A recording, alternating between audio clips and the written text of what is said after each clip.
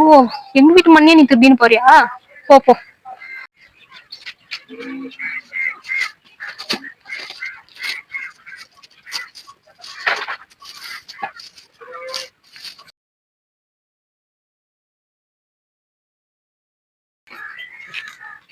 என்ன பண்ற இவோ? ஓ, கல்லு கூட எங்களுதே திருடின்னு போறியா? போடி போ. யார் அது? இவளா? செங்கல் கல் கூட எங்க இருந்தேவா? அப்ப வீடு கட்ட இவ என்ன பொருள் தான் வாங்குவா?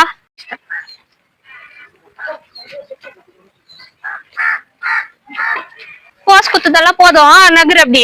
நான் என் வீட்டா நின்னு நான் போஸ் கொடுக்குறேன்.